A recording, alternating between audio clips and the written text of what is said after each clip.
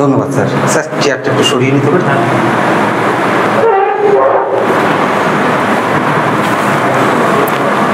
নাম? গিরিধারী রায়। বাড়ি? নদিয়া জেলার নবদ্বীপ ধামে। গিরিধারী কথার অর্থ কি? গিরিকে যে ধারণ করেছে তার নাম গিরিধারী। কে সে? শ্রীকৃষ্ণ। শ্রীকৃষ্ণর বাবার নাম? এই মুহূর্তে মনে করছি না। সে কি ভগবান? হিন্দুদের মেন ভগবানই তো বলে শ্রীকৃষ্ণকে। তো শ্রীকৃষ্ণর বাবার নাম, ভগবানের বাবার নাম মনে নেই? আমি বলেছিলাম এই মুহূর্তে মনে করছি। বসুদেবকে? হ্যাঁ, বাসুদেব। শ্রীকৃষ্ণের মায়ের নাম? শ্রীকৃষ্ণের কটা মা? একটা গর্ভধারিণী মা আর একটা পালিত মা। এটা কি দুজনের কি নাম? গর্ভধারিণীর নাম কি আর পালিত মার নাম কি?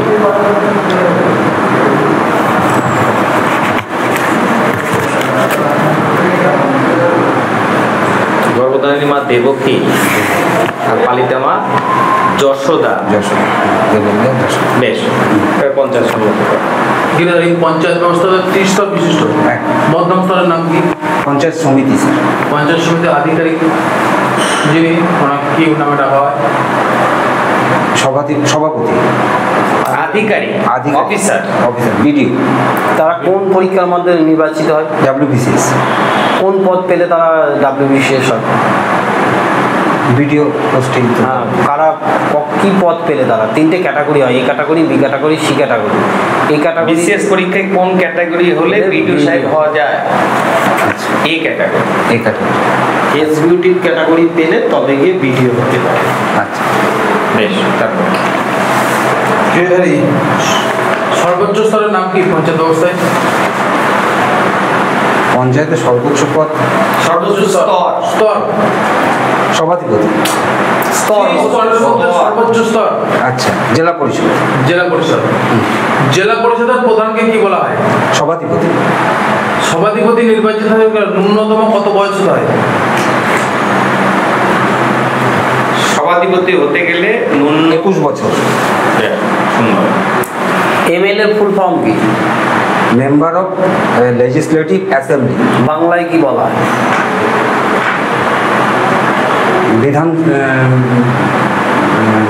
বিধানসভার সিদ্ধান্ত নাম আছে তো বিস্তারিত। বিধানসভার সদস্য, তার কি নাম? বিধানসভার সদস্য। বিধায়ক। তাহলে তোমার এলাকার বিধায়ক কি আছে?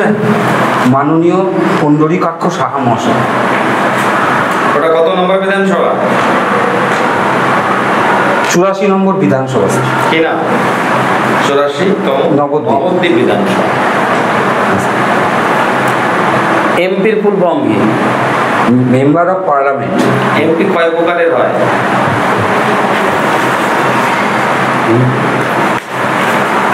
এমপি কয় প্রকারের? দু প্রকারে। কি কি? একটা হচ্ছে লোক। এমপি 2 প্রকারের, ওটা নয়। এমপি 2 প্রকারের, একটা লোকসভার এমপি, একটা হচ্ছে রাজ্যসভার এমপি। এমপি ব্র্যাকেটে লিখতে হবে কোথাকার এমপি? লোকসভা না, রাজ্যসভা। তো এই রাজ্যসভা লোকসভার এমপির মধ্যে পার্থক্যটা কোথায়? লোকসভার এমপি আমাদের ভারতবর্ষে যত লোকসভা কেন্দ্র আছে সেখান থেকে নির্বাচিত হয়ে জিতে আসা এমপি, তিনি লোকসভার এমপি হন। আর রাজ্যসভার এমপি বিধায়কদের দ্বারা নির্বাচিত। একটা পার্থক্য যে রাজ্যসভার বিধায়কদের দ্বারা নির্বাচিত আর লোকসভার জনসাধারণের দ্বারা নির্বাচিত, একটা পার্থক্য। আর 2 নম্বর পার্থক্য? আর স্যার 2 নম্বর পার্থক্য, লোকসভার সদস্যদের কার্যকাল 5 বছর আর রাজ্যসভার 6 বছর সদস্যদের কার্যকাল। উপরাষ্ট্রপতির মেয়াদ কত? 5 বছর। 5 বছর। রাষ্ট্রপতির মেয়াদ? 5 বছর।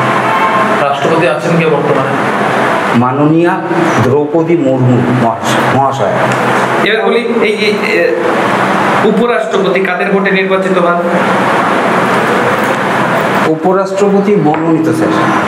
উপরাষ্ট্রপতি মনোনীত? উপরাষ্ট্রপতি কাদের ভোটে নির্বাচিত হয়? লোকসভার এমপিদের ভোটে। শুধু লোকসভা? লোকসভা রাজ্যসভা, লোকসভা রাজ্যসভা দুটো। একদম। উপরাষ্ট্রপতির ভোটে ভোট দেবেন সাংসদরা, সাংসদ সকল সকল সাংসদ। আচ্ছা, রাষ্ট্রপতি কোন ইলেকশনের মাধ্যমে আসে? রাষ্ট্রপতি তো উপরাষ্ট্রপতি যেভাবে নির্বাচিত হয়, রাষ্ট্রপতিও সেই একইভাবে রাষ্ট্রপতি নির্বাচনের মধ্যে দিয়ে আসে। রাষ্ট্রপতি নির্বাচনের মাধ্যমেই হয়। আচ্ছা, রাষ্ট্রপতি নির্বাচনটা কোন দেশের সংবিধান থেকে আমাদের ভারতীয় সংবিধানে নেওয়া হয়েছে?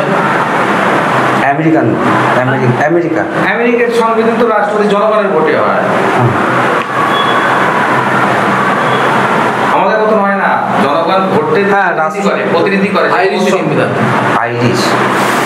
এটা পরে বুঝিয়ে দেবো। আচ্ছা, ঠিক আছে, ফিরে আসো। নমস্কার স্যার। আচ্ছা।